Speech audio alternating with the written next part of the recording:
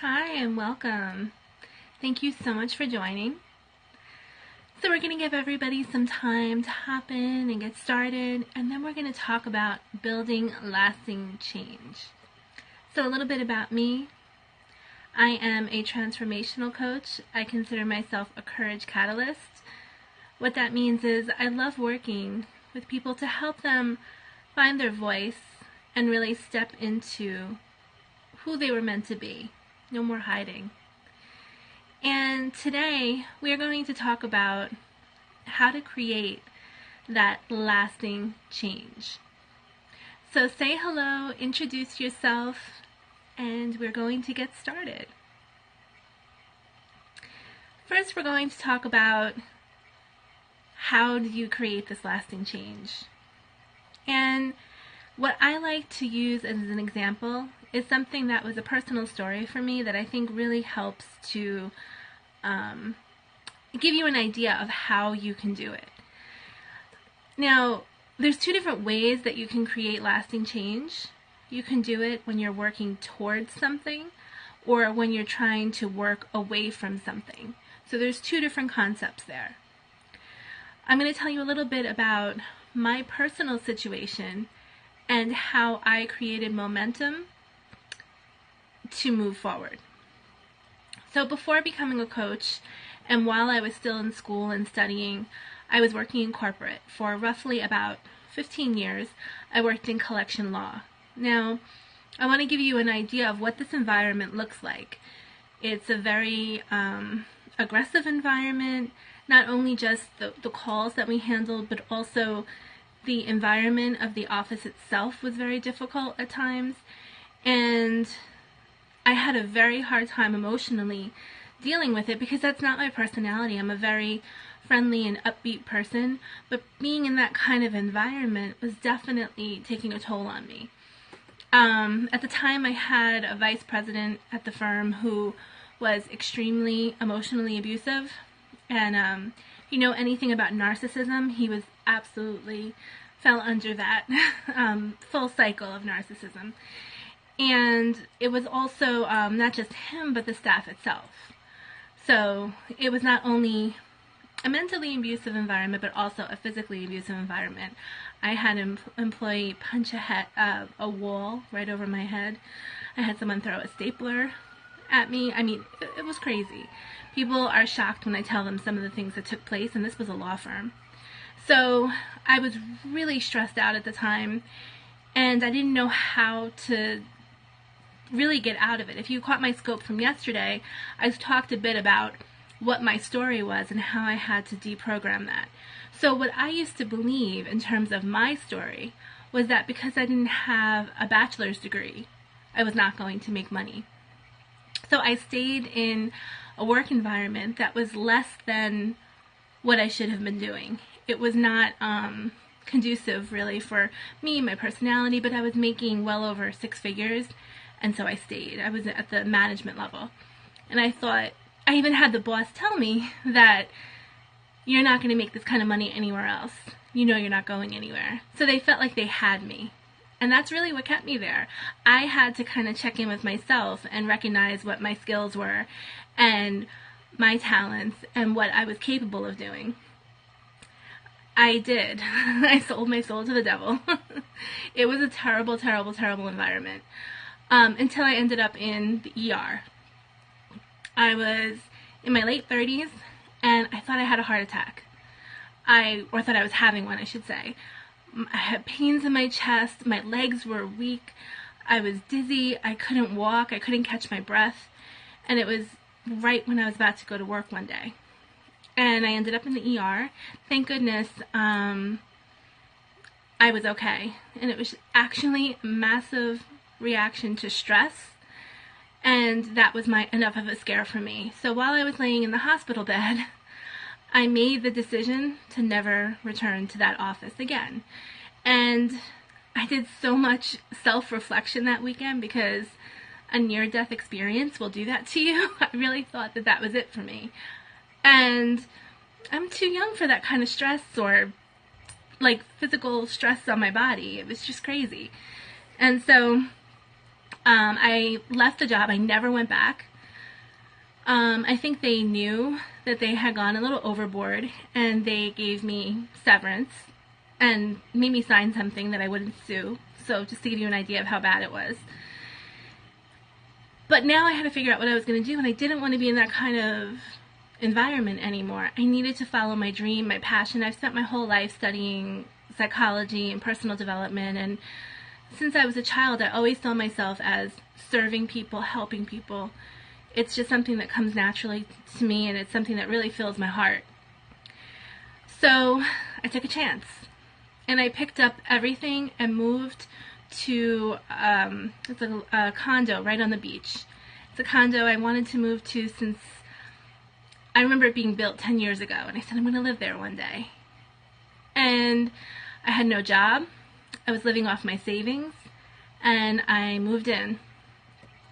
And this is where I learned to create the momentum for change. So I chose the away from option. So in case you joined late, I explained there's two different options. You can choose to work towards something, or you can choose to work away from something. When you're working away from something, you have to make the away very strong.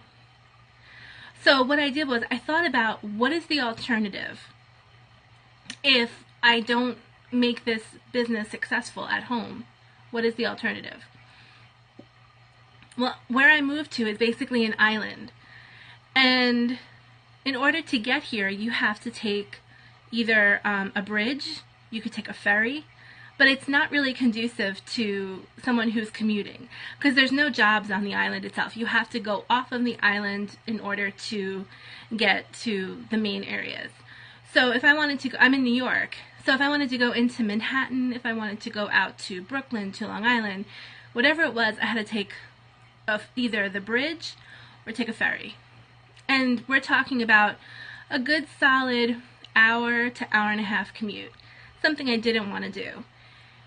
And so I started thinking about the commute, and I made the commute so ugly and painful.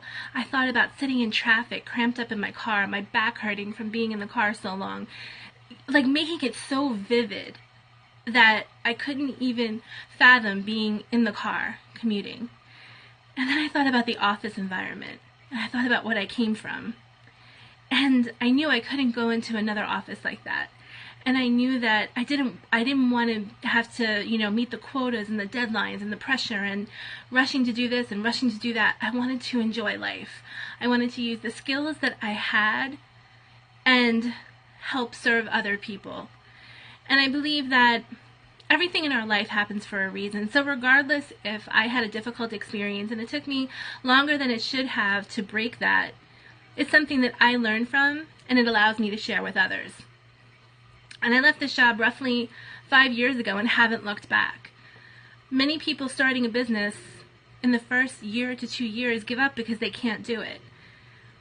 But it takes commitment. It takes mindset, and you have to kind of play tricks with yourself sometimes. So in the morning, I would get up and I would sleep with my windows open, and my room overlooked the beach. So now this is the working towards part of it. I'd look outside in the morning and I would see the beach and the sun rising, and I couldn't wait to get up to look out the window. And I couldn't wait to open up my window and breathe the fresh air in. And how could I possibly leave that and go to work? How could I possibly leave this beautiful view, the air? I put myself in an environment that I wanted to be in. So this is the towards part. I gave myself, my office is set up also facing the ocean. So where I'm sitting right now talking to you, I'm at my desk. Directly in front of me is the curtains. So if I pull those open, I could see the ocean. Beautiful. And that's what kept me wanting to be there, because I'm a beach girl. I've loved the beach since I was a child. It's been my dream. So that's the momentum that I enjoyed. And I knew if I wanted to enjoy that, the flip side of it is that I did not want to go through the commute to the city. I did not want to go through working in that office again.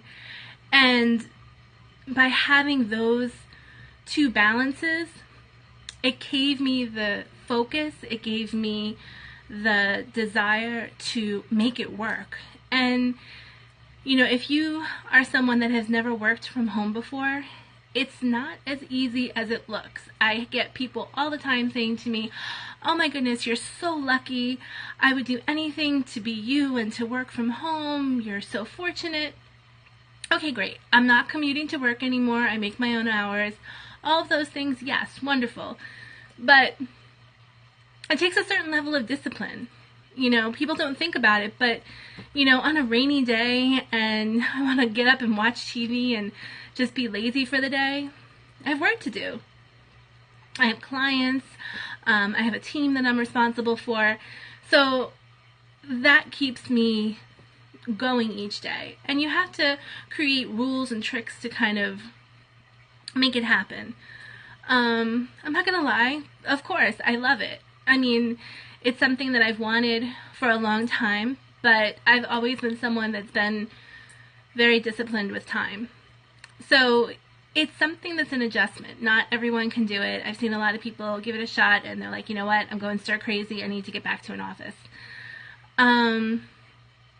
But this kind of gives you an idea of the towards and the away from aspect.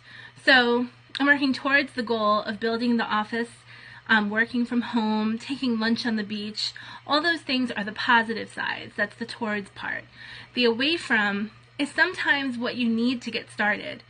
If you think about somebody maybe that has gone, they wanted to go on a diet and they didn't stick to it, but then they went to the doctor and found out that if they don't lose 50 pounds that they're going to have a heart attack, and all of a sudden they stick to it.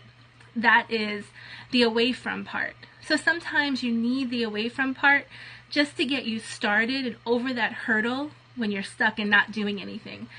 The nice to haves sometimes aren't enough to get you motivated. So I like to combine the two, and more often than not, the away from will get you started. But you want to make both of them vivid and strong and see them in your mind, see the crystal clear the picture of what will happen if you follow through on both the negative side and the positive side. When you combine the two, then you have enough support on the days that you're questioning yourself, the days that you think that maybe it's not necessary, and it helps to create that momentum to keep going and then build the momentum and the success that you desire. If you have questions about this, if you're feeling stuck, if you're trying to break an old pattern, I would love to explore this with you. You can always visit my website. My website is empowerlifecoach.com, and right on the home page you can set up a complimentary consultation, and I would be happy to speak with you. Have a beautiful evening. We got a late start today, but hopefully you catch it on the replay. Love you guys. Bye.